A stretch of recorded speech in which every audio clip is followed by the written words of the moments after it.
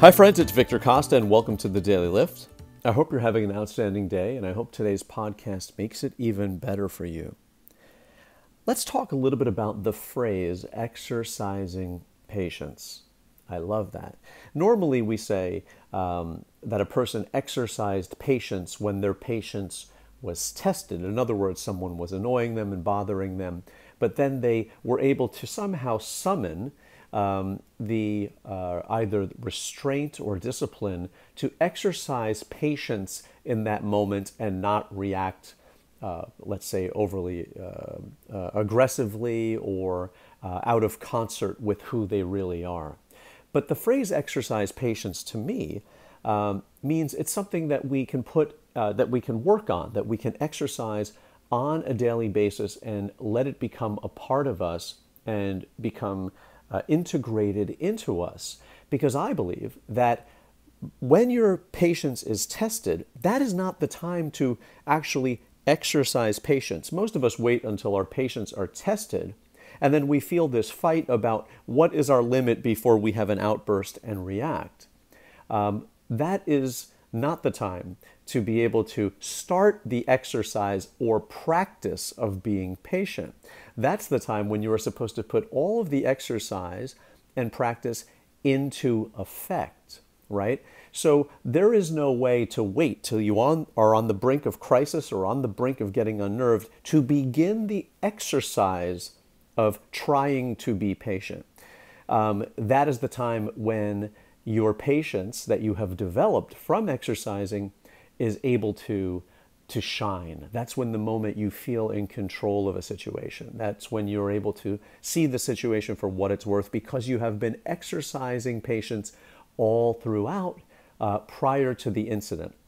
It's too late. Once you are in the midst of a crisis to begin the idea of let me try and exercise this virtue called patience when you haven't had any practice at all. So one of the things that you can do to become more patient is to start with little things, incidental bumps on the street, incidental bumps on the subway, someone is late delivering your lunch, there is a route that you normally take that is disrupted, so you have to take a U-turn and take another route.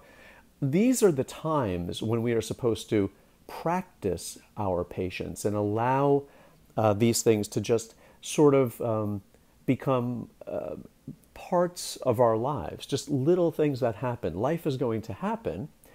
Things are going to happen. I think a lot of us believe that life and the commute and the day and everything is supposed to be perfect, and those are the things that bother us. But when we already anticipate that there could be construction in the street, there could be a delay, the hot water in your house or your building may not work. These are just things that happen. And these are the times when we're supposed to practice or exercise our patience so that when something that is really cumbersome or bothersome or a crisis happens, we are able to put that practice into effect and not to allow us to come out of congruence with who we really are. So patience is like a muscle. It's not something that you can begin practicing in the midst of the crisis. It's something that you have to allow to become a part of you throughout your daily life so that when a crisis or something happens, you are able to have more control over yourself. And instead of let the world train you into how you are going to act, you have control over yourself and you are able to feel that remarkable sensation and feeling of being in control. I can tell you folks that there is nothing like that feeling of being able to see a situation for what it's worth and having control over your emotions and having control over what you're doing and saying. In other words, the things that you're thinking in the mind are coherent and coincidental with what you are saying, right? There's this remarkable feeling of control that can come over you when your mind is together with the words that you are saying. And I'm sure you've been in situations where your patience is tested, whether you're in traffic, whether you're on the subway, or whether, something happens at work. I'll give you for instance, someone eats potato chips next to me at work all the time. And that noise, quite frankly, bothers me. But I don't say anything. He's enjoying his potato chips so much. It's not an endless bag of potato chips. It's going to be finished. It may remind me that it's time for me to get up, exercise my legs a little bit, time for me to go get a snack. And these are the things that I have been able to understand, that this is so much better than the alternative of how you can create a problem. You can say, I don't think you should do that. You can have a confrontation.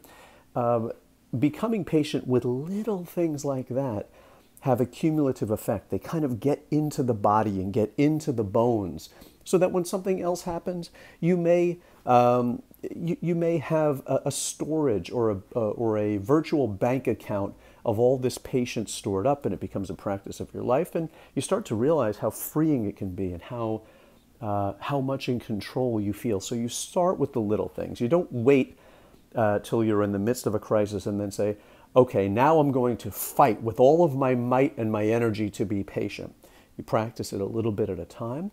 You kind of let the smaller things roll off of you. You take deep breaths. You see things for what they are, and you relax. And you allow the true person of who you are, which is calm, a good problem solver. These are the things of who we really are, but we let the world train us into crisis and chaos and reaction, rather than deciding who we want to be in advance, which is someone who is relaxed and in control and has control over themselves and says things that are coincidental with what they are thinking and feels good about the way that they react to people and the way that they make their decisions.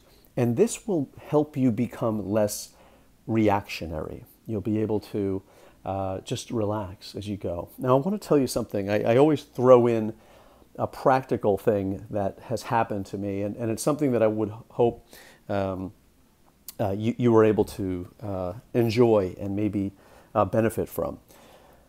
I used to drive a lot in my car. I would drive to work and I would drive around, and of course you would see people driving and texting, and they would be eating, and some people are steering with their knees, and it's really unnerving, and they drive quite poorly. Some people drive really, really bad, and this is enough to make you absolutely crazy. But because you're a good driver, that you're almost intuitive. You almost kind of know when the person next to you is going to swerve into your lane, right? There's an intuitive aspect of driving.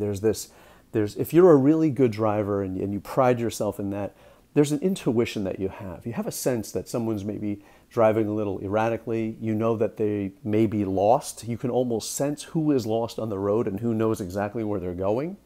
You can sense who is a little bit, who does not know what turn they're going to make. It could be at a particular juncture in the road, and you've traveled that road before, and you know that people make mistakes at this area. So this is the time where you have the ability to control what's going on around you and control what's going on the road. You can sense this person doesn't drive very well, so you're going to give them a little bit more space. You know this particular area is where people make a mistake with the turn and they drive a little slower. Instead of speeding up and trying to get to where you're going to go, you exercise that control over the road and your vehicle, and your job becomes helping them get to where they are going safely. And when I started to think about that and that little shift, that my job in my vehicle is not only to get where I have to go as efficiently and quickly as possible, my job on the road is to make sure that the other drivers around me get to where they're going as efficiently and safely as possible. And when you recognize that responsibility, you become a lot less stressed about how crappy other people drive. You become this sort of plan maker and this kind of road planner, and you feel good about what you're doing. You feel good that you have exercise over your vehicle and dominion over your vehicle, and you also have a sense and a say in what goes on around you. And when I discovered that my job as a driver is to help other people get to where they're going as safely as possible, my role felt a lot different and my responsibility felt a lot different. So that is another way that you can exercise patience. You shift it from a perspective of having to deal with these idiots on the road to helping these people get to where they're going. So I hope you listened all the way to the end here, because I think that may be the most valuable part of the podcast. I wish you folks all the best. I hope you have a wonderful day and practice a little patience every day, so that when something happens, you are able to handle it with control and aplomb, and you feel very, very good about yourself. Victor Costa signing off for the Daily Lift.